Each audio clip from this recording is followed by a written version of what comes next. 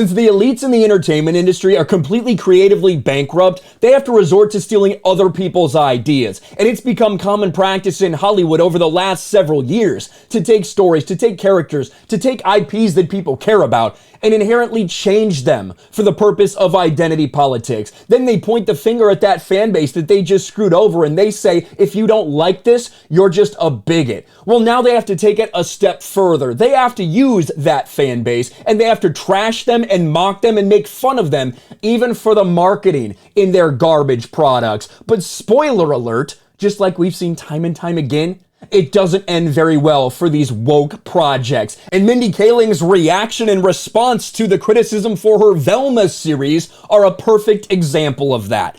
Mindy Kaling and the cast of Velma address critics who are angry that the titular character is South Asian and explain the absence of Scooby. And before we even get to this stupid article that shows just how deranged these people are, why don't we go and react to the trailer? And as you can see, some people have already made their thoughts known.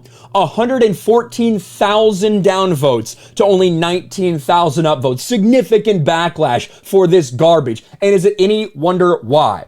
And in a series that features a race swap Velma, you also have some other interesting things, such as Black Norville, or should I say Shaggy, very progressive to take the lazy coward who just wants to sit in the van and eat snacks, very progressive to make that a black man. There you have Anime Fred, and of course, what looks like Asian Daphne. But I think the worst offender for this series and for this trailer is what's going to play out in front of you, because they are taking shots at their audience in the first trailer we see. Listen to this. Dear HBO Max, I just learned you intend to make a genre-bending comedic origin story of Judy Jetson. When I heard this new version of Judy Jetson wouldn't be boy crazy, the only word I had to describe my disgust is jinkies. If there is one thing the internet agrees on, it's that you should never change anything ever. I hope you die. Sincerely, Velma.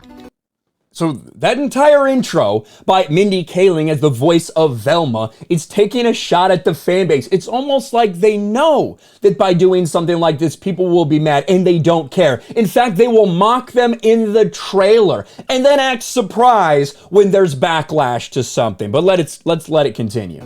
Well, at least Judy's still white. At least Judy's still white, as you speak from a race swap character taking shots at the fans. Unknown caller. Spooky. Hello? Velma Dinkley speaking. Hello, Velma. Do you like solving mysteries? Yeah, but I'm actually much more three-dimensional than that. Who is this? That's the mystery. And solve it quick, because I'm in your house. A serial killer calling from inside my house? Yes, that's a classic, and that's my point. Why change anything when the classics all still work, right? Wait, you're inside my house!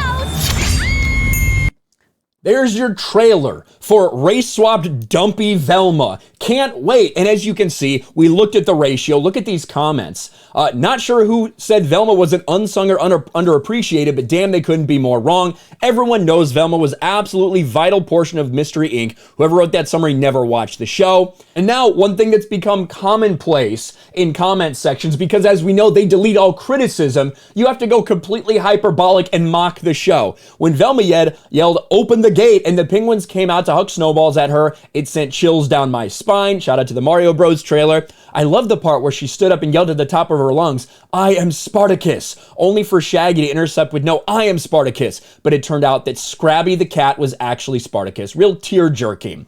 That wasn't a murder, that's our hero. I love the part when Velma said, "Say my name," and Scooby said, "Heisenberg." Literal chills, so amazing. It's getting fucking demolished, and rightfully so. And what do you see from the cast, from the person that's voicing the lead character? Well, you see them ridiculing the fans and saying, "I can't believe there's so much backlash." Fuck you. Mindy Kaling and the stars of Velma attended the first day of New York Comic Con to spill details about HBO Max's upcoming adult animated show and unveil the first episode exclusively for fans. Kaling, the voice of Velma, was joined by showrunner Charlie Grandy, Constance Wu, who plays Daphne, Glenn Howerton and Sam Richardson, who voiced Fred and Norville/Shaggy, one unable to attend in person due to their commitments. Kaling said that she loved the original Scooby-Doo series. Yeah, so I wanted to completely fucking annihilate it. Yeah, that makes a lot of sense, doesn't it? Growing up, I've always identified with Velma. She was so cute, not traditionally hot, super smart, super thick glasses, questionable haircut. I love the series and feel so honored to do the voice. I always identified with Velma, but I had to change her into someone who looks exactly like me.